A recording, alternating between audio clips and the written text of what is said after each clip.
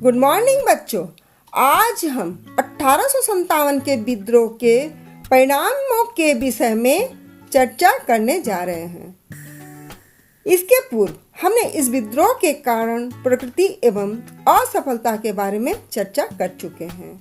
अगर आप में से किसी को भी इन वीडियो के विषय में जानना हो तो डिस्क्रिप्शन बॉक्स पर चले जाएं, वहां आपको इसका लिंक मिल जाएगा। तो चलिए आज की चर्चा शुरू करते हैं। प्रश्न, 1857 ईस्वी के विद्रोह का परिणाम क्या हुआ था?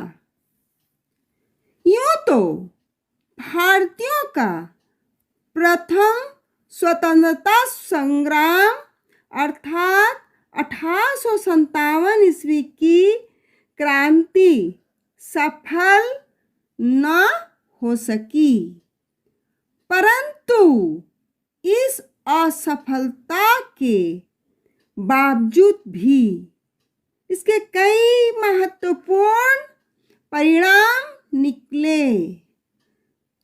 विद्रोह के परिणाम स्वरूप भारत में ब्रिटिश सरकार की नीति, प्रशासन, सेना का संगठन, अर्थव्यवस्था आदि में महत्वपूर्ण परिवर्तन हुए। इस विद्रोह के उपरांत ही महारानी विक्टोरिया ने एक घोषणा पत्र जारी की। इसमें अंग्रेजी सरकार ने यह संकल्प किया कि वह भारत में अपना राज्य क्षेत्र नहीं बढ़ाएगी। भारतीय नरेशों के अधिकार और मर्यादा का सम्मान करेगी और भारतीयों के धार्मिक विश्वासों और रीति रिवाजों में किसी तरह का हस्तक्षेप नहीं करेगी।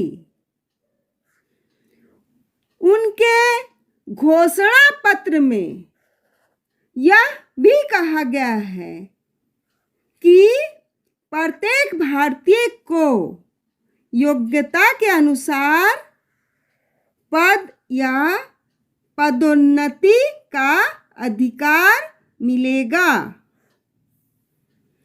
सन 1858 ईस्वी में एक एक्ट पास किया गया जिसे भारत सरकार एक्ट कहते हैं। इसके अनुसार भारत के प्रशासन में अनेक परिवर्तन हुए। पहला नंबर, कंपनी का शासन अंत हो गया और भारत का शासन सीधे ब्रिटिश ताज के अधीन हो गया और भारत का गवर्नर जनरल अब वायसराय कहलाने लगा तथा इससे मुगल साम्राज्य का अंत हो गया और लॉर्ड कैनिंग भारत के प्रथम वायसराय बन गए।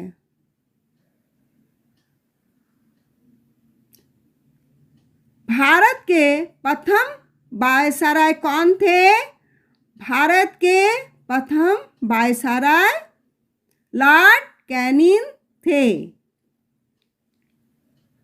दूसरा, 1857 के विद्रोह के फलस्वरूप अंग्रेजों एवं भारतीयों में तथा हिंदुओं तथा मुसलमानों में कटुता तथा अविश्वास बढ़ गया।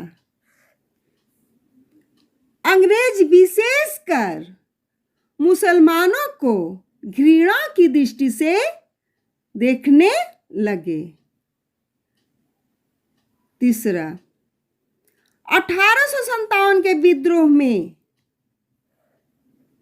सेना ने मुख्य भूमिका निभाई थी।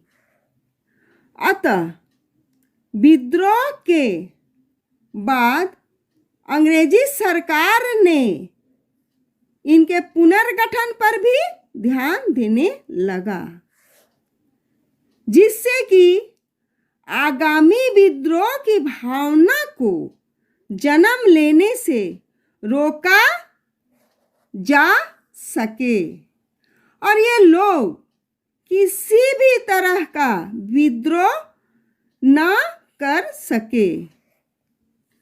1858 ईस्वी में सरकार ने सैनिक पुनर्गठन के लिए पील कमीशन की नियुक्ति की। सरकार ने सैनिक पुनर्गठन के लिए पील कमीशन की नियुक्ति की। इसकी सिफारिशों के अनुसार सेना में भारतीयों की संख्या घटा दी गई और यूरोपीय सैनिकों की संख्या बढ़ा दी गई। फूट डालो एवं राज्य करो की नीति का अनुसरण करते हुए सेना की रेजिमेंटों को धर्म, जाति एवं समुदाय के आधार पर विभाजित किया गया, ताकि सैनिकों में राष्ट्रीय भावना जागृत न हो सके। चौथा,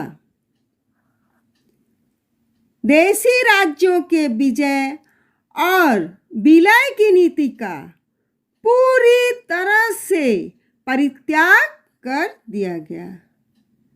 देशी राज्य के शासकों को गोद लेने की अनुमति भी प्रदान की गई, लेकिन उन्हें ब्रिटिश सरकार के अधीनस्थ शासक बनाकर रखा गया। लेकिन उन्हें ब्रिटिश सरकार के अधीनस्थ शासक बनाकर रखा गया। पांचवा, ब्रिटिश साम्राज्य के हितों की रक्षा के लिए देशी राज्य के शासकों, जमींदारों, भूस्वामियों और व्यापारियों जैसे रूढ़िवादी और प्रतिक्रियावादी तत्वों को विशेष संरक्षण प्रदान किया गया। अतः हम कह सकते हैं कि महारानी की घोषणा पत्र ही इस विद्रोह का महत्वपूर्ण परिणाम था।